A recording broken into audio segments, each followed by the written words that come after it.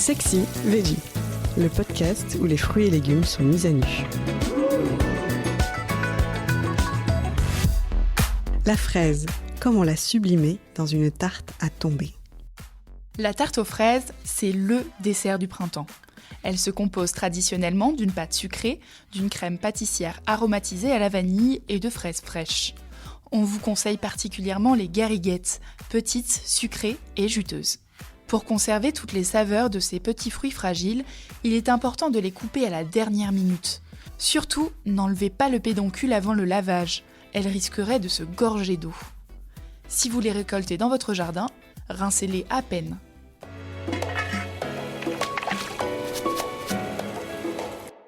La première étape pour une tarte aux fraises réussie, c'est la réalisation d'une pâte sablée, également appelée pâte sucrée.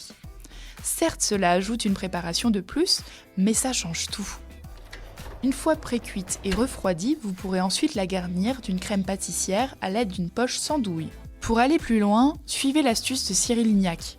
Le chef fait infuser de la menthe ou du basilic dans le lait pour parfumer sa crème pâtissière. Vous pourrez également vous servir de la crème pâtissière nature pour préparer le beurre d'amande de Philippe Conticini.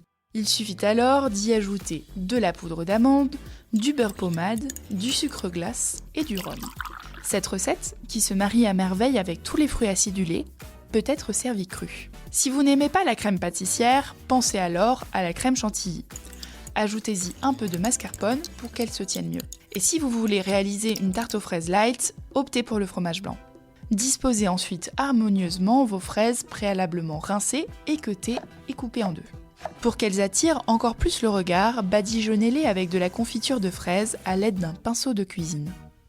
Enfin, si vous avez un peu plus de temps devant vous, suivez la recette que partage Cédric Grolet dans l'ouvrage « Les 100 plus belles tartes de chef ». C'est la crème de la crème. Le chef garnit en effet sa tarte aux fraises avec une crème d'amande qui cuit avec la pâte sucrée. Une fois refroidi, il recouvre le tout d'une couche de crème pâtissière. Puis il poche des points de confiture de fraises et de bissous sucrés au basilic. Ainsi, à la dégustation, chaque bouchée offre une expérience différente.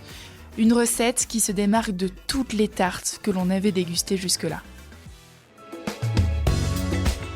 C'est la fin de cet épisode. Si vous l'avez aimé, n'hésitez pas à commenter, à liker et à vous abonner. Retrouvez plus de contenu sur cuisineactuelle.fr et dans notre magazine en kiosque.